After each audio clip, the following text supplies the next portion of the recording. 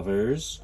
So it's Saturday before brew day, and tomorrow I'm going to brew a Czech Pale Lager, sort of hybrid type thing, because I don't really know what to call it. I've sort of substituted different grains. So I'm going to quickly go through the grains with you. So this one here is Golden Promise at 77.6%. That one there is the floor malted Vienna malt at 7.1%.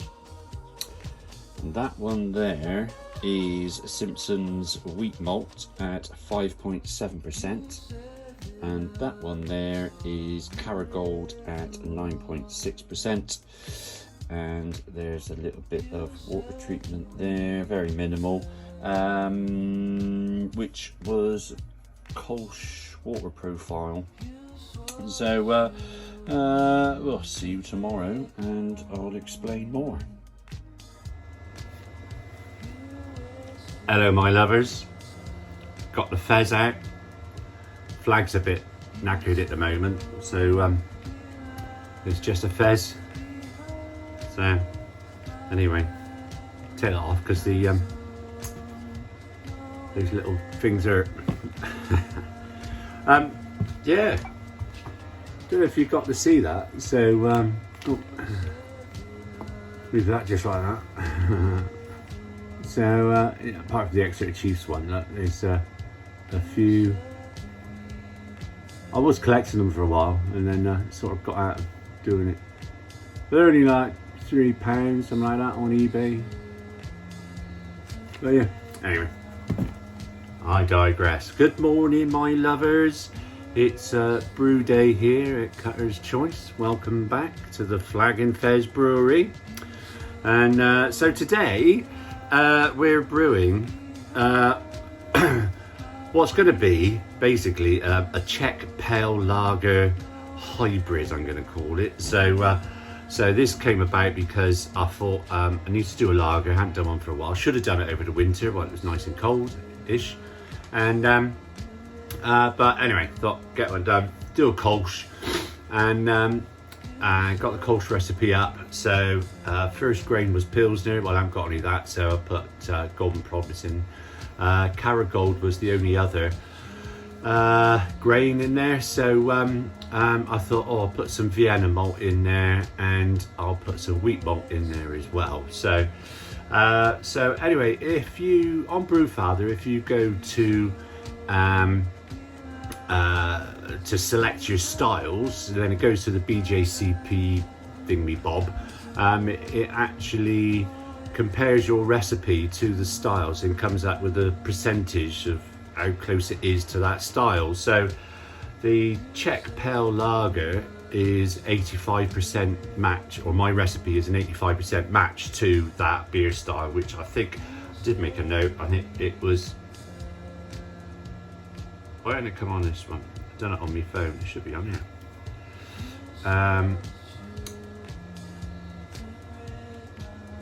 Oh, so where's what? Oh, there. Oh, I put a note on there and it's gone.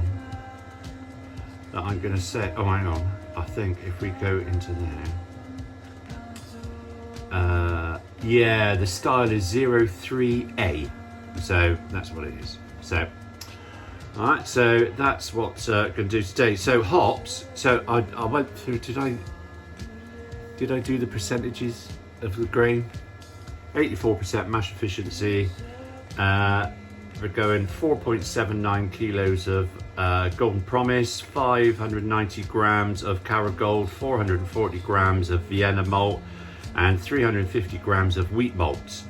And then the hops are 37 grams up to 20 IBUs of Challenger for the boil, for the bittering hop. 75 grams or 5 IBUs of Saz with 5 minutes left. And then 155 grams or 5 IBUs of Saz at 80 degrees for 20 minutes. And then I've gone for a Kolsch water profile, so there's very little water treatment in there.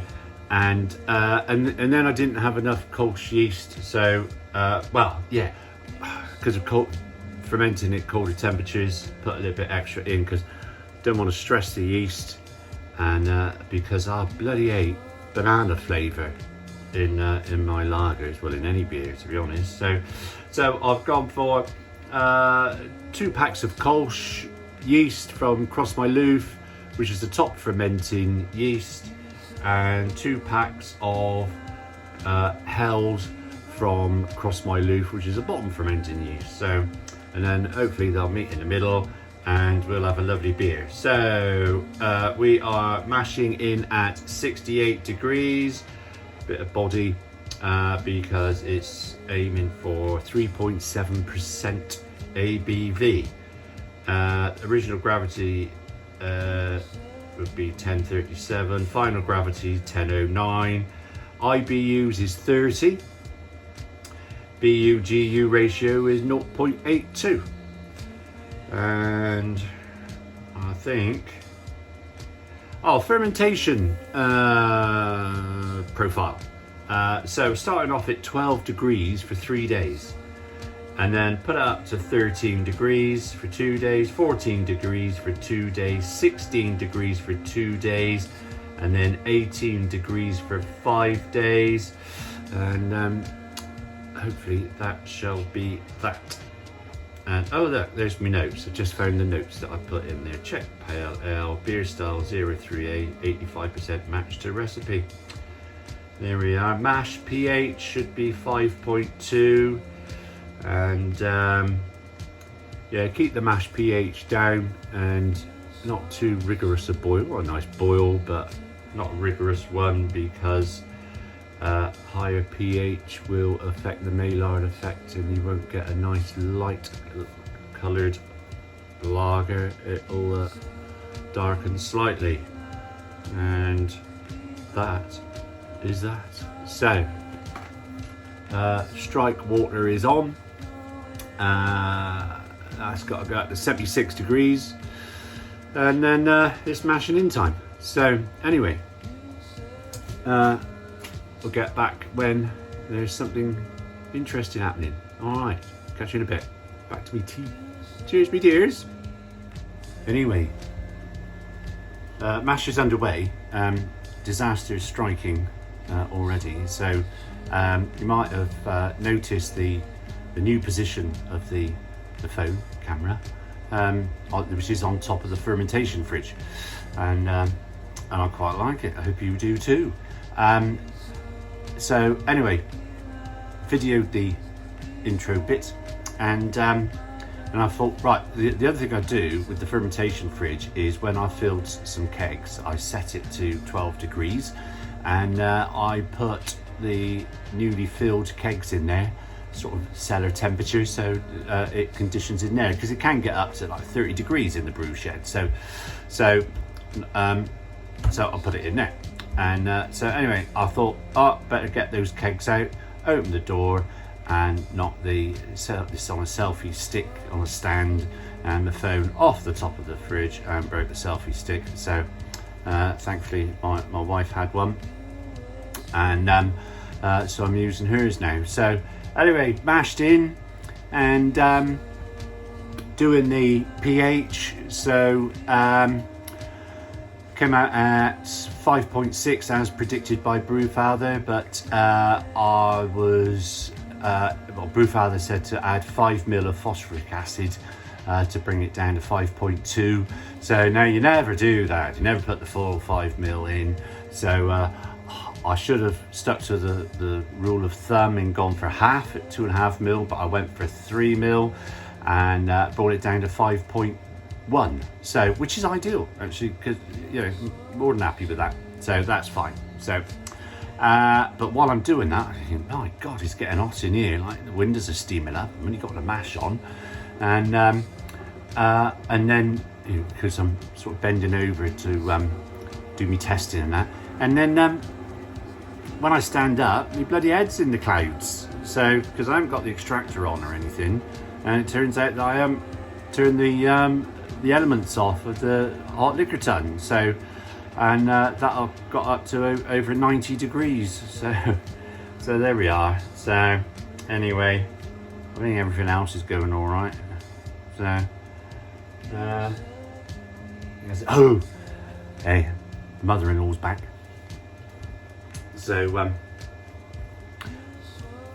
just for the weekend, but Billy strikes again. So I'm at the pub anyway when she cuts here. So Billy gets very excited when new people or people he's familiar with and he hasn't seen for a while come to our house, and he gets very excited. And one of his little faults, because I hate it, is he jumps up at you to greet you. I hate it. And he jumped up at the mother-in-law, cut her arm. So apparently it's not as bad as she's making out, but yeah, you know, first aid was administered. Billy was put outside. There we go. And that's all he's done. He's been pretty good, really. Keeps going in her bedroom in the morning, but she will insist on having, she has the window open and the bedroom door open. And then I'll put, Billy goes in his crate overnight, because that's the only way we'll get a good night's sleep. And because he's sort of like, he gets up, got a chair in the bedroom, and he gets up on that and looks out the window, and you can see the sheep, and he's like, and so he goes in the crate overnight, and we get a good night's sleep. So anyway, let him out first thing in the morning, and he goes upstairs straight in her bedroom, and he get out, get out. Bless him. So that's it, mother-in-law's up. So anyway, back to brewing. See you in a bit. Right, sparge on. So there's the hot liquor tun. Very quickly, right, so there is the control panel, which is purely for the hot liquor tun. Okay, and two taps there. And while I'm heating up for the sparge, I just recirculate through that pump there. Otherwise, it would be that pump there, and then I'll just swap the pipes over when I'm heating up for the strike water. So anyway, currently coming out the hot liquor tun into the pump through the Herms. Herms is a former asparagus steamer, coil of 10mm copper in a bath of water, and then short length of pipe into the mash tun, PC100 on this control panel here, and so bottom draining mash tun comes out there, goes into that pump, out that pump, through the plate heat exchanger, and then into the whirlpool arm, and then I'll just swap that one onto the bottom, and then I'll recirculate for a bit. Reason why I've got the plate on now is because if I do it later, there's going to be air in there, and then that causes a bit of problem when I have settled, you know, when the cold break has happened, or close to it, and the proteins have dropped out, so it disturbs it all. So do it now. I can sanitize it with the heat of the boiler, and I'll only circulate it like 15 minutes or so, and then just turn it off and just let the boiler do its thing. So, and there we go, coming up. So I am going to check the boil pH on this one. So I'm looking for about a pH of 5. I'll check that 10 minutes from the end of the boil, and then that should ensure I get a final pH of around 4.1, which will make a very nice lager drink. Okay. Right, boil's underway, and the Challenger hops are in. Just see, it's a bit hard to put my fingers behind, but you can see it's nice and pale, quite clear, and all good so far. Right, 0.4, oh hang on, Alexa stop. Alexa 0.4, Alexa stop. Fuck's sake, jeez. Right, 0.4 grams of yeast nutrient and half a protophile. There we are. 10 minutes to go. Right, 5-minute hop addition. Oh, glass are just steaming up there. Here we go. There we go, that's it.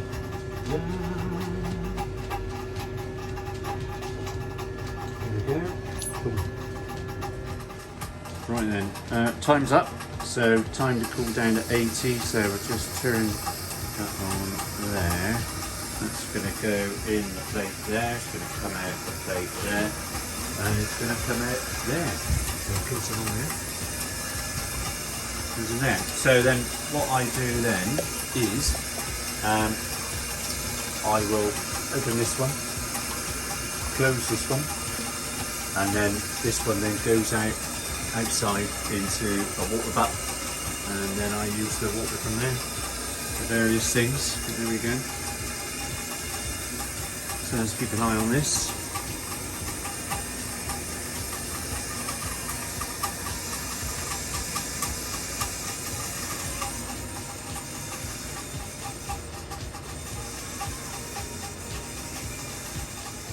Right, hop stand edition.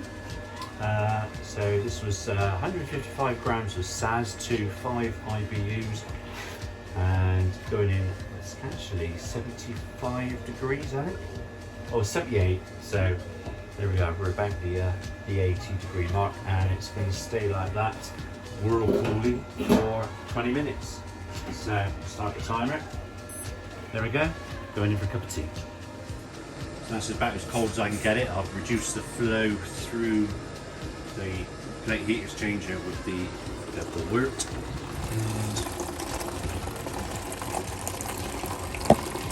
Sorry, let me get it focused now. Let's oh, not that way, that way. Is it that way? Oh, there we go.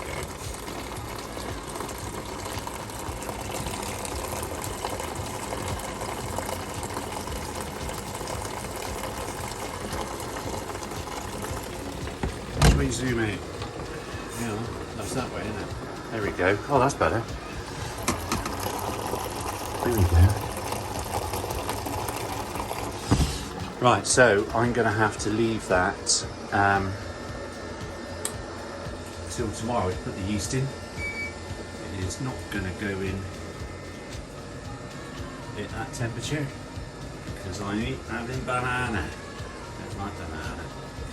There we go. So just going to do the final gravity reading, but I was 2 points down on my pre-boil, so we'll see what we get. Right then, my lovers, so brew day's finished. Just finally finishing cleaning the boiler and the bag, hot bag and all that sort of thing. So end of the day,